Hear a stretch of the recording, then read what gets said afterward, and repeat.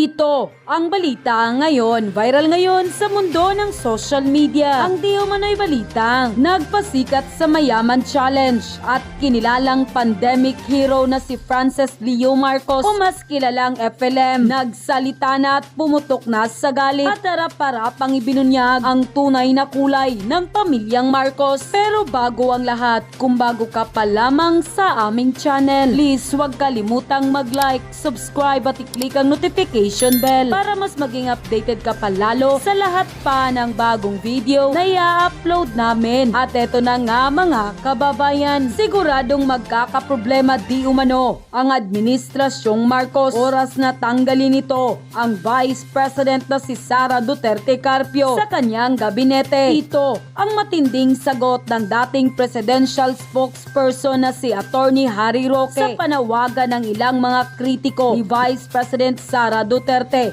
kay Pangulong Bongbong Marcos na tanggalin ito bilang kalihim ng kagawaran ng edukasyon. Naniniwala naman si Attorney Harry Roque na hindi makikinig si Pangulong Marcos sa panawagan ng mga kritiko nito dahil unang-una, malaki ang naitulong ni Vice President Sara Duterte sa pagkahalal nito bilang Pangulo ng bansa. Yung political reality na hindi naging presidente ngayon ang ating Pangulo kung hindi dahil kay Vice President Sara Duterte. Ipinagtataka naman ni Attorney Harry Roque dahil kahit binanggit ng First Lady na si Liza Marcos si Maharlika ay tila wala itong sinabi na kaugnay sa panawagan ng drug test. At ayon pa sa kanya, nagtataka ako na bagamat binanggit niya si Maharlika at sa kagalit na galit siya doon dahil sa binansagan na bangagang kanyang asawa, wala siyang sinabi tungkol sa drug test. Ang tanong, yung ibinoto namin, nasa tama pa ba siyang pag-iisip na gumawa ng desisyon gaya na makipaggera sa ating karatig bansa na China? And ko, samantala, sumabog at nagsalita na rin ang nagpasikat sa Mayaman Challenge at pandemic hero na si Frances Leo Marcos o mas kilalang FLM. Walang pagdadalawang isip na ibinunyag ang mga anak ni First Lady Liza Araneta Marcos. Kung ating matatandaan mga kababayan, tila kinumpara ng unang ginang ang kanyang mga anak sa mga anak ng mga Duterte na may tato. Mababait daw ang mga anak ng First Lady at matulungin sa kapwa. Tila hindi raw ito nanununtok at wala itong kaaway. At tila pinalaki ng maayos ang kanilang mga anak. Pero ito ang nakakagulat ayon kay Frances Leo Marcos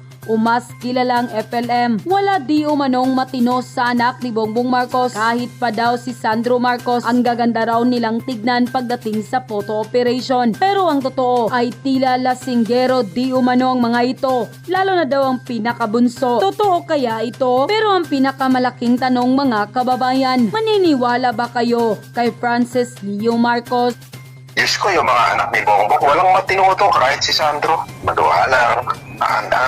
Ang gaganda nilang tignan pagdating sa photo operation. Pero lasinggero, o lalo yung pinakabunso, si Vincent, puta ko makalaklak ng nainigarilyo pa. Nang lumabas nga ang balitang ito, ay hindi naman mapigilan ng marami sa ating mga kababayan na magbigay ng kanilang hinaing at komento sa mundo ng social media. At ayon pa sa kanila, I believe FLM. Sabi niya kay Madam Imelda during her visit kay FLM sa Ligran na humihiram daw ng 40 million si Liza sa kanya. BBM, halos 1 year na sa DA Secretary. Akala namin ito na ang lalago na kaming mga farmers. Kabaliktaran ang nangyari. Walang nagawa. 20 kilos na bigas, bagkos patuloy pataas ang presyo ng bigas. Hindi lang ang bigas, halos lahat ng bilihin nagtaas din. Ako, naniniwala kay Frances Leo. Kung ano ang mga magulang, ganun din ang mga anak. Yun ang nakagisna ng mga anak. So what do you expect? Hindi talaga ako makapaniwala na may FL tayong hindi marunong gumalaw ng formal at mag-ugaling disente. Ngayon pa lang tayo nagkaroon ng unang ginang na palengke ang dating. Umaastang palaban sa mga kritiko at walang kontrol ang bunganga. Masaya daw si PBBM na may protected siyang asawa. Ang problema ay hindi siya pangkaraniwang asawa dahil siya ay First Lady ng bansa. Kung hindi siya marunong tumayo sa kanyang kinalalagyan, manahimik na lang sana siya para hindi magmukhang timang si PBBM. End quote. Ako po, magandang gabi po sa inyong lahat. Magandang linggong gabi. Nakakalungkot po itong araw nito dahil ngayong araw po ay kauna-unang pagkakataon na namatay po ang demokrasya sa Pilipinas. Patay na po ang demokrasya, patay na po ang karapatang pagtao. Dahil kanina po, dapat ay meron tayong maisog rally sa Bustos, Bulacan. Ito po ay matapos na hindi bigyan ng rally permit sa Malolos, Bulacan. At ang ginawa na nga ng organizers, mga conveners ng maisog, ay pumunta na, naghanap ng isang pribadong lupa kung saan doon dapat gagawin ng maisog. Pero sinupil po ang maisog rally ngayong araw. Paano nila ginawa? Well, kagabi pa po ay naglagay na sila ng mga signage na nagsasabi na private property hindi po pwedeng pumasok, no? So kagabi pa po yan. Tapos bago pa po yan, yung may-ari ng lupa tinakot kung ano-ano daw mangyayari sa kanyang mga property diyan sa Bustos kung ipatutuloy. Pero nanindigan naman yung may-ari ng lupa, no? Na talagang kalayaan niya yan. At saka sabi pa nga niya, yung panunupil ng maisog yan ay neo-Nazi strategy. So nanindigan siya. Pero ngayon po, ibang klaseng ginawa nila. Naglagay po sila ng kung ano-anong harang, no? Mga tricycle, mga kotse, at hindi sila nagpapasok ng kahit sino na nakasuot ng maisog at nakasuot ng Duterte, sasakyan man o tao, papunta doon sa venue. At hindi pa po yan. Bukod pa doon sa linagyan nila na kung ano-anong hadlang para hindi makapasok ang taong bayan, meron pa raw 300 na mga sibilyan na may mga hawak na mga pamalo. At ang mga itsura daw ay mukhang mga drugista, no? At mukha talaga mga halangang kaluluwa.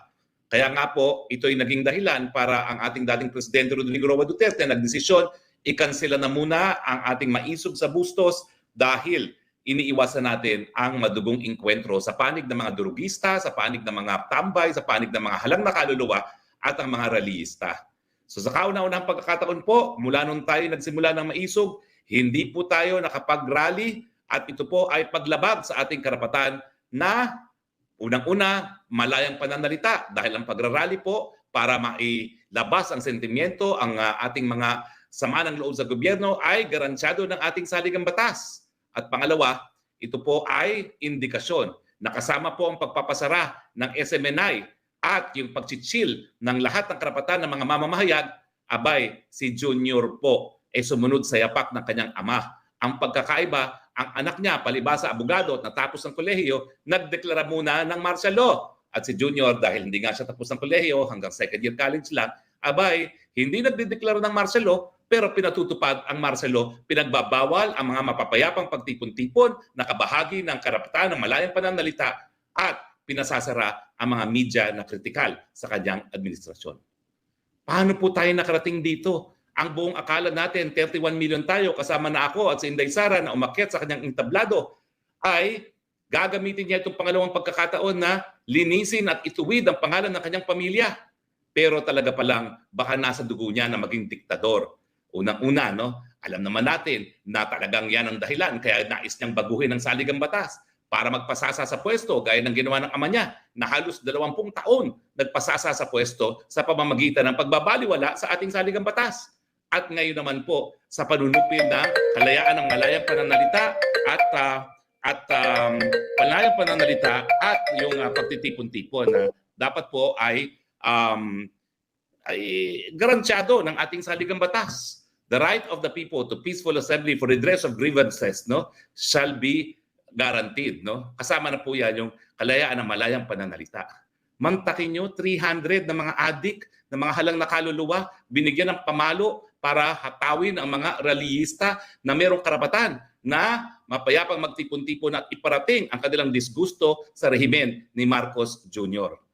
Martial law na po ngayon, bagamat wala pong deklarasyon ng martial law. Dahil itong kalayaan po nga ng malayang pagtitipon-tipon para ilabas ang sama ng loob sa gobyerno, as early as 1948 po sa kaso ng Primicias versus Fugoso, ang sabi ng Korte Suprema, ang lokal na pamahalaan wala sa kanilang kapangyarihan na magbigay ng approval para magkaroon ng mapayapang pagtitipon-tipon.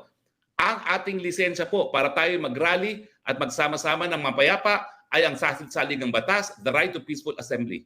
Ang papel lamang ng LGU yung i-regulate yung time, manner, and place at masigurado na walang banta na clear and present danger sa pagtitipon. 1948 na po pa po yan. Yan na po ang desisyon ng Korte Suprema.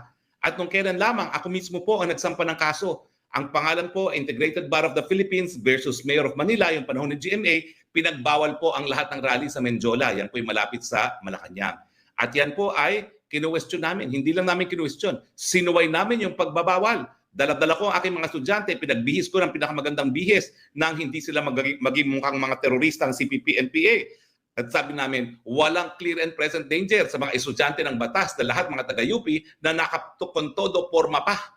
At nung kami po ay pinagbawalan at kinasuhan ang IBP for illegal assembly, kami po ay dumulog sa Korte Suprema. Ang sabi ng Korte Suprema, walang kapangyarihan ng LGU mag-approve ng rally dahil ang aming lisensya, ang ating lisensya bilang mamamayan ay nandoon po sa ating Bill of Rights. Garantyado po yan. Kabahagi ng isang social contract kung saan ang tao ay pumayag na magpasailalim sa isang gobyerno pero ginarantihan na hindi dapat susupilin ang karapatan ng malayang pananalita at ang karapatan ng tao na magtipon-tipon para sa mapayapang pagsabi ng disgusto sa gobyerno.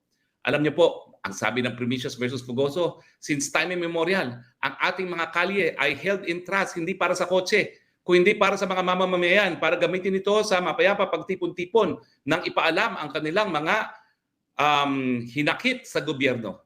At yan po ngayon ay sinupil ng Marcos administration, Marcos Jr. Kung diktador ang Marcos Sr., diktador din ang Marcos Jr. At bakit nila susupilin ang kalayaan ng malayang pananalita at ang kalayaan ng malayang pagtitipon-tipon para ilabas ang saloobin ng taong bayan? Dahil takot po sila sa katotohanan. Takot sila sa katotohanan na binudol nila ang taong bayan. Na sabi nila magkakaroon daw ng pagkakaisa pero ang nangyari po lantaran na korupsyon at ngayon po hindi lang korupsyon. Tayo po'y kinakaladkad sa gera. Mamamatay ang maraming Pilipino sa isang gera na wala naman pong interes ang ating mga kababayan. Hindi lang po korupsyon ang problema ngayon na lantaran. Nandyan po ang smuggling, nandyan din po yung banta sa mga buhay ng mga mahirap ng mga Pilipino, mga kasundaluhan na nais nilang mamatay dahil lamang nais nilang mabawi ang nakaw na yaman nila na hanggang ngayon po ay nandoon at naka-free sa Estados Unidos. Sa ngayon po, ito po yung katotohanan, meron pong $371 million na contempt charge ang ating junior dahil ayaw nga niyang isa publiko kung nasaan yung tagong yaman nila sa Amerika para pambayad doon sa mahigit 3 bilyon na inaward ng hukuman sa mga biktima ng martial law. At ang iniestima po ng halaga ng kanilang ninakaw na yaman na nakatago ngayon sa Amerika ay hindi bababa sa $125 billion. Ito po ang dahilan kung bakit siya'y bumalentong na siya'y bago manumpa bilang presidente. Ang sabi niya, ang China ang pinaka-importanting aliado niya. Pero nang siya'y bumalik sa kanyang kauna-unahang pagbisita sa Amerika, bumalentong na po. Sila po ang pumasok sa secret deal tungkol sa kanilang tanging yaman na nais nilang mabawi ngayon. Mantakin nyo, pera ng taong bayan, linapa, na-freeze ng Amerika at ngayon, ginamit ng Amerika bilang instrumento para mabili ang loyalty ng ating junior at para maalagay sa alanganin ng buhay ng ating mga kababayan sa isang gera na wala po tayong interes. Ulitin ko po ang interes ng mamamayang Pilipino, magamit ang kanyang panlabas na relasyon para magkaroon ng mas maraming pagkain sa hapagkainan ng Pilipino. Wala po tayong interes na makipaggera dahil hindi matanggap ng Amerika na ang China ngayon, dati mahirap, ay mayaman na at sa lalong madaling panahon, mauunahan pa sa kayamanan at sa pagkalakas ng kanyang militar ang Estados Unidos. Power trip po yan ng Amerika, hindi dapat dahilan para ikamatay ng mga Pilipino. Pero ngayon po, ngayong araw nito, ipagluksa po natin ang kamatayan ng demokrasya. Narito na naman po ang martial law. Sinusupil ang ating karapatan ng malayang pananalita at mapayapang magtipon-tipon para ilabas ang sama ng loob sa gobyerno dahil hindi nila matanggap na yung 31 million karamihan sa atin and na-realize nang binudol tayo ni Junior Budol King kasama na ang kanyang may bahay na alam po natin na siyang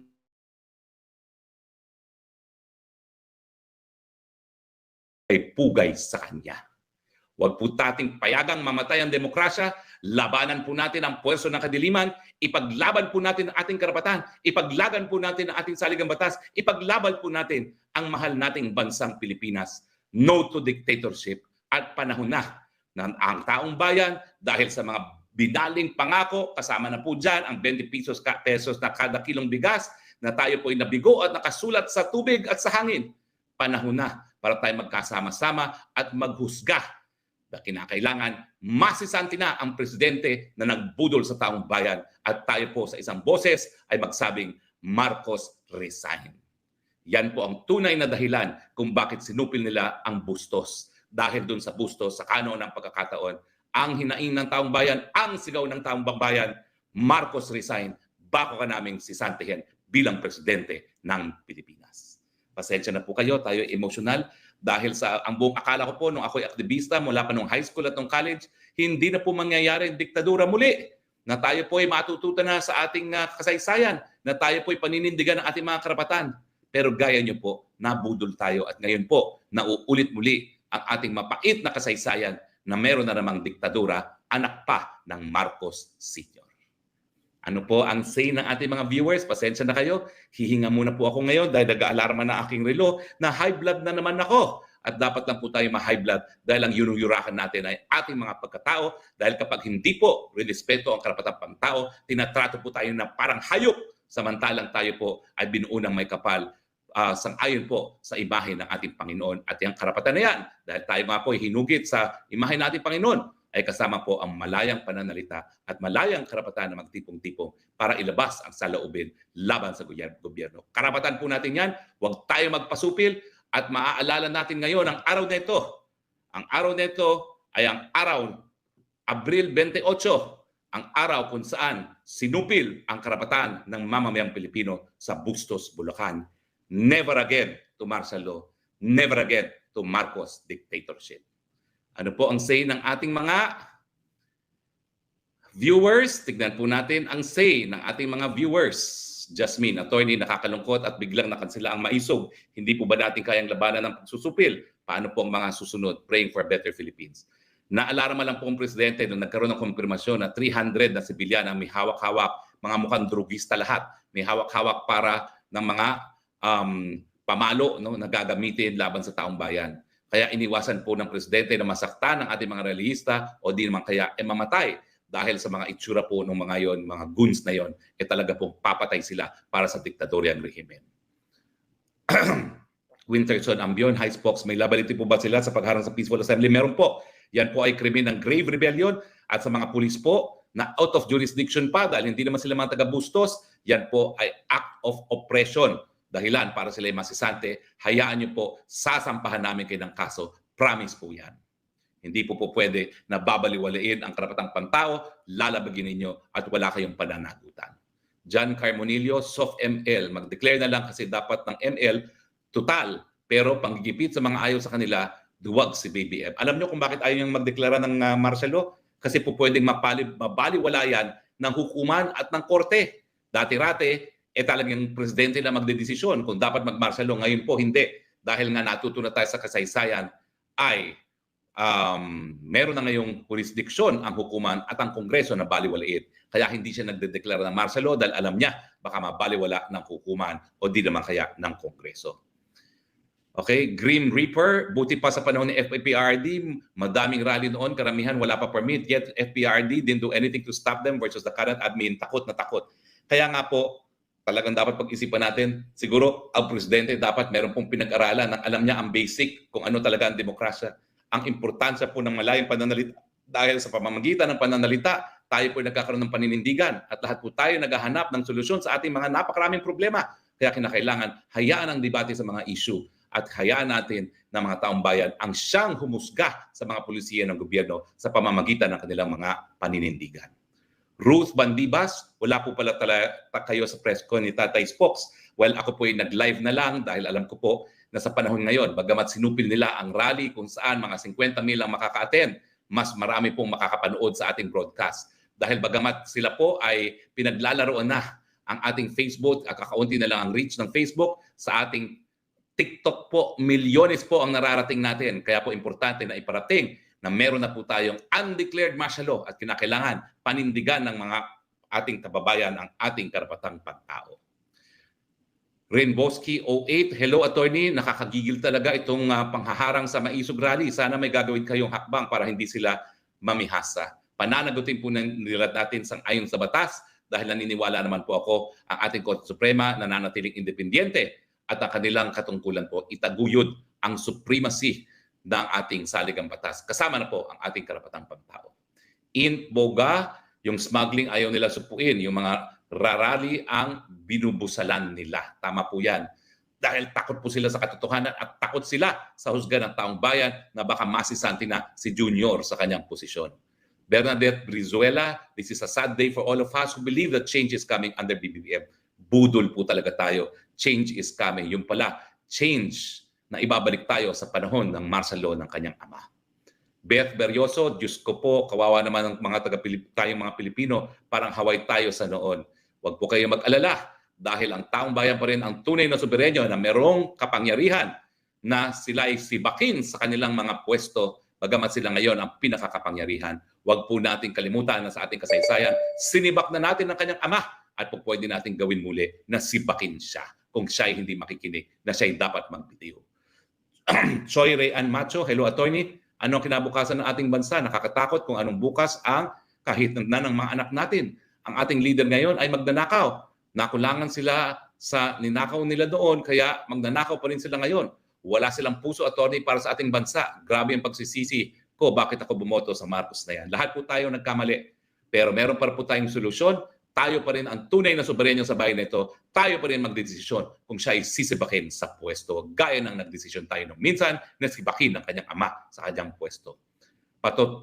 Patatotini, gusto nila mag-retire na si FPRD pero gawa-gawa sila ng mga kabalastugan. Hindi papayagan yan ni Tatay Digong. Alam nyo, ako nga minsan ay naaawa na kay Tatay Digong. Pagod na siya sa napakatagal niyang paglilingkod sa bayan. Ang gusto na lang niya makipaglaro sa kanyang apo na tutungkod. Pero dahil sa tawag ng panahon, nakapatuloy na nakikibakit na ninindigan ang ating FPRRD. Maraming salamat, FPRRD. At hindi mo kami pinabayaan. MAC Suke, VP Inday, please step up. Huwag mo na ipagtanggol sa BBM. Maawa ka, sinasakal ng ating constitutional rights of freedom of assembly. Hindi naman po ni minsan pinagtanggol ni VP Sara ang ating PBBM na diktador. Ang katotohanan po, napakarami niyang mabuting ginagawa sa ating sa mga learners at kung siya'y mamumulitika lamang, ginawa na niya yung ginagawa dati ni Lenny na walang tigil ang pamumulitika at batikos kay FPRRD. So magpasalamat na lang po tayo na hindi kahaman sa kapangyarihan ng VP Sara at tutok po siya para magsilbi sa ating mga learners. Darlene D. Suki, Sir Harry, bakit po nangyari sa ating mga ito? Napakainit na panahon, parang walang solusyon ng government. Dahil dyan nawawalan ng kuryente pati airport, cancel ng classes, dami hirap na tao. Hay, nagkamali po kasi talaga tayo. Unang-una, akala natin babaguhin niya ang imahe ng kanyang pamilya. Hindi pala. Patuloy niyang magpapasasa sa pwesto, magpapayaman, susupilit ang karapatan ng bantao at magiging diktador. Malinaw po na siya ay diktador dahil isinara po niya ang SMNI at ngayon sinusupil ang malayang pananalita at karapatan ng mapayapang pagtitipon. Letty, sir, sabi sa balita, Marcos claims Pinoy is winning against poverty, hunger. I do not agree. 101%. Ang kalas, man din lang, sir. Wala po ni isang sign na nabawasan nagugutom ang kahirapan. Saan po? Totoo po yan dahil sa ayon po sa survey, pinakamatinding nararamdaman ng gutom ng mga Pilipino ay sa ilalim ng rehimeng Marcos Jr.